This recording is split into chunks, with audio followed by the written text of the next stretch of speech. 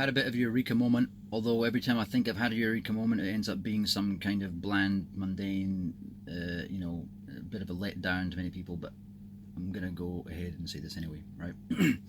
So, I'm going to base this on a few different things in my life, right? So, not my life, just our lives, people's lives, the reality that we live in, right? So, one thing is, so this is basically about how retro-causality might happen, how magicians can do some amazing tricks. I'm going to tie in some of the rabbit holes I've been down, and also some movies, like the movie Sphere. So, Sphere kind of goes to explain why we might not understand a reality that is more complex than than just normal space and time. And it said there was there was some bomb. It gives a reset when you find it. It basically resets everything back to day dot again in some ninth dimensional universe. So using that as the kind of foundation of this whole idea, and looking at the Mandela effect, retro-causality, and these kind of things, and also magic, for want of a better expression, illusions, and also how the elite we seem to be destroying the whole world, but something seems to enjoy the destruction. When given a choice of becoming wealthy beyond belief by doing things that are good and doing things that are bad, it will always choose the bad. It will always choose killing the last rhino. It will always choose, and maybe that's just to instill this energy in us that's negative and despair and loss. But maybe it could also be something more. It could be that let me just backtrack and start at the beginning, basically. So imagine if you've taken the framing of what dimensions could be, and you need to be quite loose with the term dimension here, because I'm going to say everything from length, breadth, and width, and also anti-length, breadth, and width. Imagine the universe coming to the end of the time. The universe expands at the speed of light, and it gets to a certain stage, and somehow there is dark matter, gravity still acting upon it, and it collapses again. And then one of my theories years ago is that it collapses in and becomes a negative universe. Similar to that, but existing at the very same time, there could be a negative universe. There could be an anti-universe. There could be anti-time. In other words, time running backwards. There could be, so I'm just going to read them all out here, okay? So one is anti-length, breadth, and width. One is matter contents, and so basically the space that we have can contain matter. So that's when I said you're going to take a loose definition of the word dimension. The ability to contain matter, right? The ability to contain antimatter. Spirit dimension, which is for massless energy.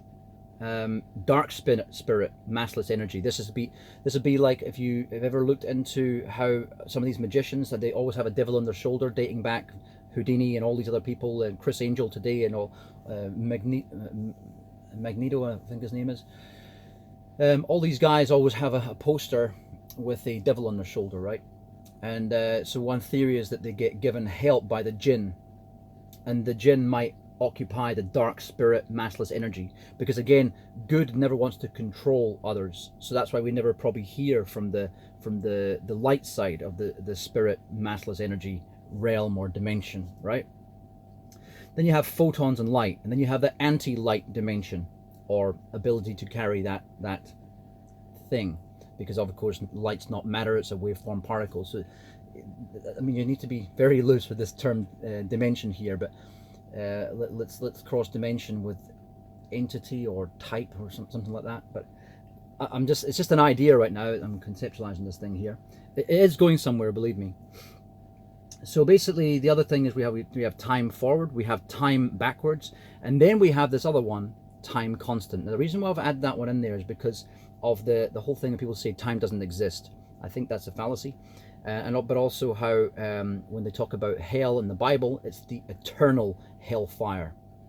So maybe some of these different dimensions have easy access to each other. So for example, our dimensions, positive, length, breadth, and width, seem to be able to coexist. Well, not coexist. They seem to be accessible by beings like us.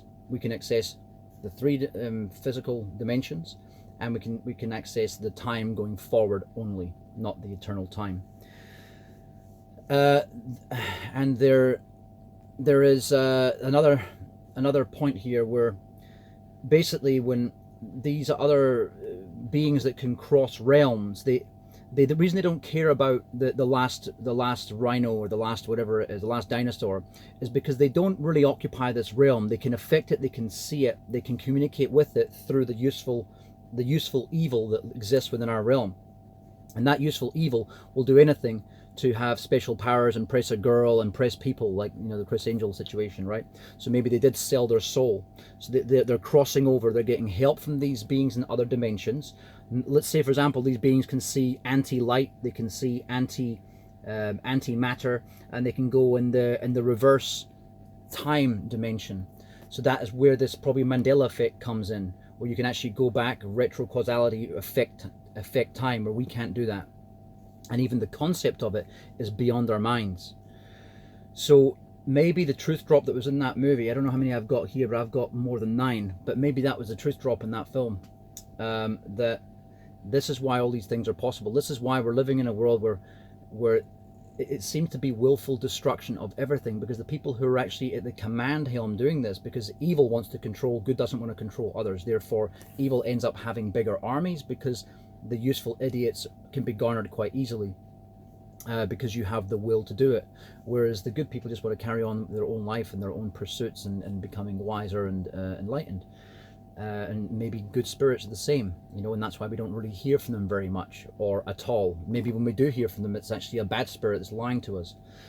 So this is just an idea I've got going on here. It's very, very early stages. I've actually been bringing aspects of this together for quite a while, but watching Quantum of Conscience today, it actually sparked a few other ideas because of the things that he was talking about.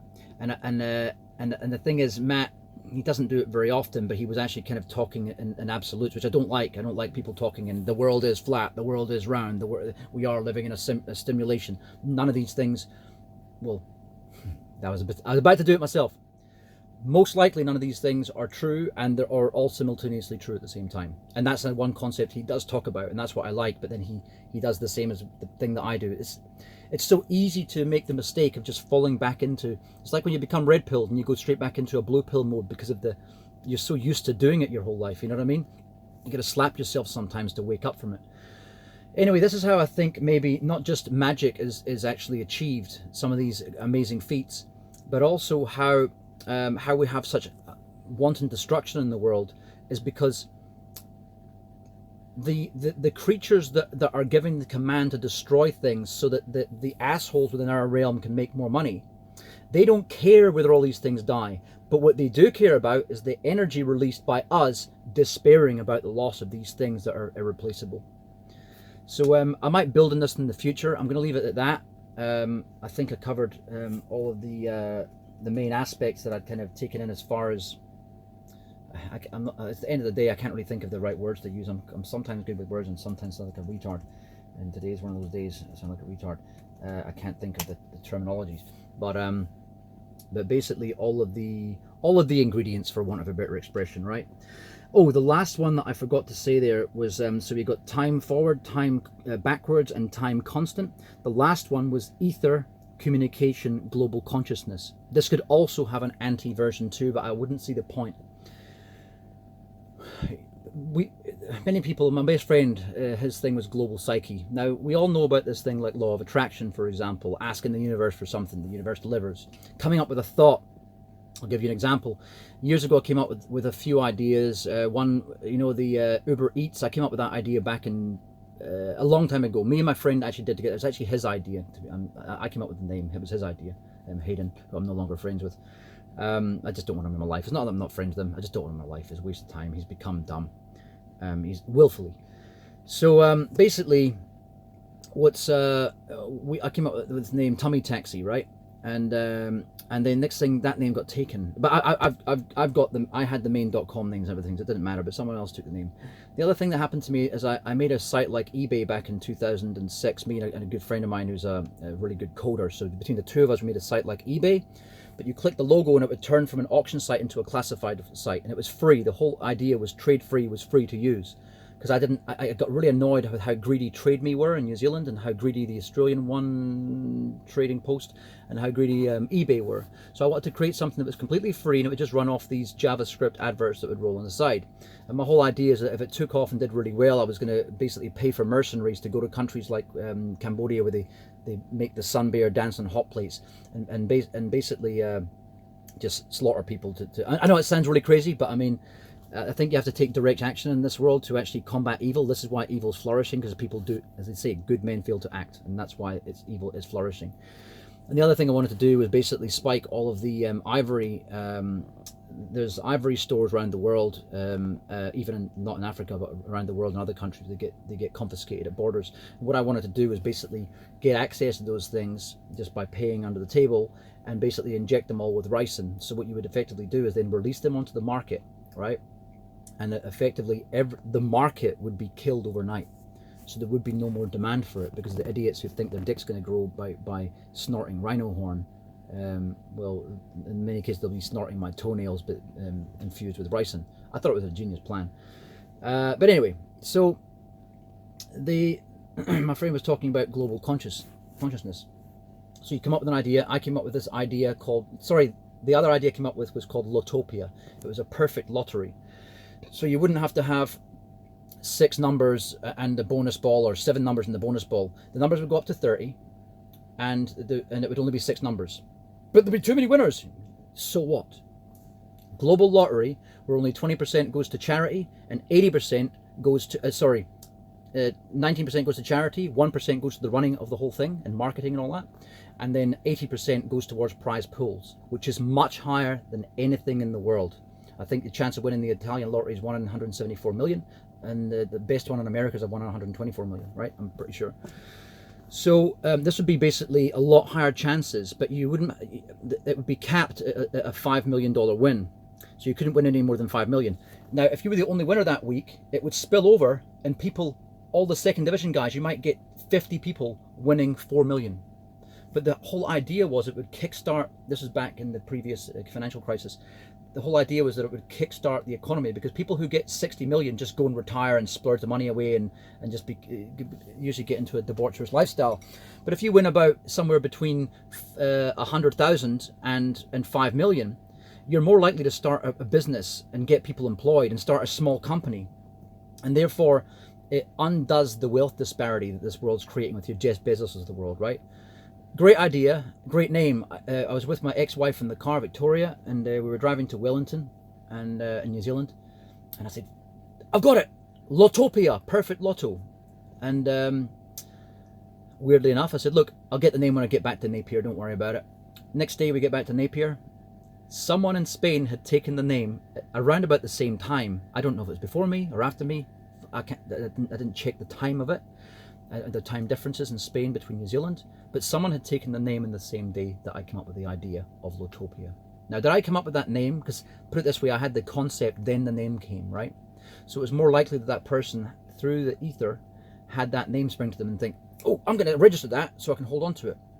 So I thought it was a scalper, but the person did actually create a lottery website, which did go defunct later on, and it was in Spain. But it was just a typical lottery, an online lottery, right? But it was quite well designed. But it didn't have the design of mine, where basically you would get notified by email, so you couldn't lose your ticket. That situation wouldn't arise. You would have a situation where you couldn't win over 5 million. There was also another game called 1 in a Million. You just choose a number between 1 and a million, and the game, if it gets filled up, it moves to another one to fill up 1 in a million. So if you have 10 million people playing that, there'll be 10 games. And one person gets, but when you buy your ticket, you choose how do you win. Do you want 10 winners that win 100,000 each? Do you want 100 winners that win 10,000 each? Or do you want one winner? So everyone would vote, and the voting, that's how that particular pool would be the jackpot would be distributed, right? So I think they're all still great ideas, and I still plan to do it one day. Well, you know, if I get the opportunity to. I almost had the opportunity recently. I won't get into it. It was a mobile phone app that I was working for a company called Private, and my friend owns, but I won't get into it.